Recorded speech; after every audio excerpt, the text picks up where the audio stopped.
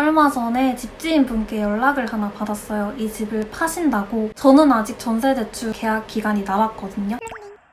안녕하세요 여러분, 사회초년생 롤리입니다. 얼마 전에 집주인분께 연락을 하나 받았어요. 이 집을 파신다고. 저는 아직 전세대출 계약 기간이 남았거든요. 보통 전세 계약을 2년 정도 하는데 제가 지금 1년 정도가 남은 상태에서 집주인분이 집을 파신다는 거예요. 그래가지고 집을 파시면 나는 나가야 되나? 아직 계약이 남았는데 100% 전세 대출했다는 거는 저는 지금 일단 돈이 없거든요. 근데 그러면 어떻게 해야 되나 싶어서 은행원하고 엄청 전화를 하면서 알아봤어요. 집 주인분 문자가 어떻게 됐냐면, 안녕하세요, 땡땡땡 주인입니다. 얼마 전 정부의 부동산 대책 때문에 다주택자인 제가 양도세 부담이 커서 부득이하게 집을 팔아야 할 상황이 되었습니다. 혹시 집이 팔리게 되면 도중에 주인이 바뀔 수도 있을 것 같습니다.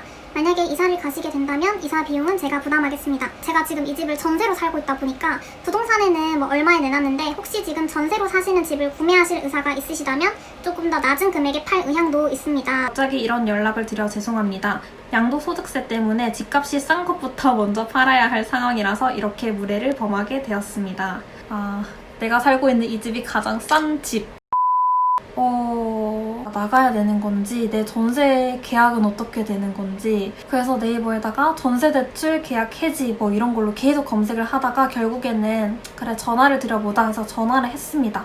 전화를 하니까 집주인분이 당장 나가야 하는 건 아니고 한 3, 4개월 안에 집을 팔아야 할 것 같다. 그리고 그 안에 나가시면 이사 비용 100만 원 정도를 부담해 주시겠다고 하더라고요. 일단 제가 알기로는 전세 세입자가 있는 경우에 매도가 일어나면은 새로운 집주인이 전세를 안고 가야 되는 걸로 알고는 있는데 한번 저도 정확히 알아보겠다고 말씀을 드리고 전화를 끊었습니다. 이때 시간이 좀 늦어서 바로 은행원 분께 전화는 할 수가 없었어요. 그래서 일단 물어볼 것들을 정리해놓고 전화를 드리기 전에 지금 은행 업무 시간이니까 휴대폰 전화를 못 받으실까봐 일단 문자로 길게 써놓고 이제 전화를 하자 하고 전화를 했는데 마침 다행히 시간이 비셔서 제 전화를 받아주셨어요. 전화를 하니까 이분은 진짜 너무 천사? 진짜 너무너무너무너무 친절하세요. 제가 나중에 진짜 맛있는 거 사들고 한번 가야 되는데 일단 전화 내용은 이렇습니다. 지금 전세 계약을 하고 있는 상태에서 만약에 집을 팔 경우에는 전세 계약을 안고 매도가 일어난다. 이 집을 팔게 되는 거죠. 그래서 세입자가 집을 뺄 필요는 없고 새로운 임대인으로 이제 변경이 되었을 때 확정일자를 다시 받아서 은행에 제출을 하면 된다고 합니다. 단 이제 새로운 임대인이 개인이어야 하고 혹시나 법인일 경우에는 이 전세 대출 연장할 수가 있잖아요. 그 연장이 안 된다고 해요. 근데 일단 전세 대출한 기간 동안은 살 수가 있습니다. 그러니까 2년은 유지가 되는 거예요. 그 이후에 이제 만약에 새로운 집주인이 법인이다 하면은 연장을 못 하게 되는 거고, 만약에 개인이다 그러면 연장을 할 수가 있게 되는 겁니다.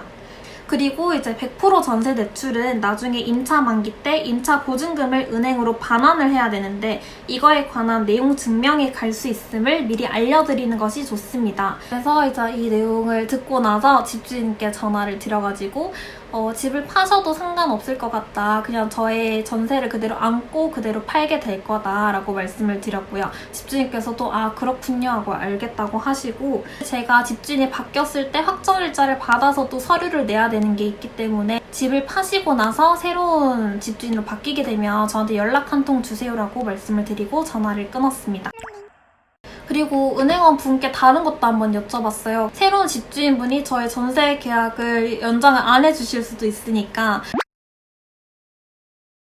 제가 100% 전세 대출을 받은 상태인데 혹시 그 목적물 변경이라는 것이 은행마다 말이 다르던데 가능할까요? 라고 여쭤보니까 제가 진행한 곳은 국민은행이었거든요. 국민은행은 100% 전세 대출 목적물 변경 가능합니다 라고 하시더라고요. 제가 지금 살고 있는 집이 7,500 전세거든요. 예를 들어서 8,000인 집을 가게 될 경우에 제가 500만 원을 사비로 내야 되는 거고요. 그러니까 전세 대출에 500만 원 더 되는 게 아니라 만약에 6천만 원짜리 전세로 또 이사를 하게 된다면 딱히 부담할 필요가 없겠죠. 그냥 그대로 이사를 갈 수 있는 거라고 합니다. 목적물 변경하실 때 중요한 거는 전세 대출을 했을 때 대출을 받았던 전세 금액이 중요할 것 같아요. 일단은 그걸 기준으로 비싼 집을 가게 되면 내가 돈을 내야 되는 것이고 더 싼 집으로 이사를 갈 경우에는 문제가 없습니다. 대신 100% 대출이기 때문에 이사 갈 집 또한 100% 대출이 되는 집에 빚이 없는 집이어야 해요.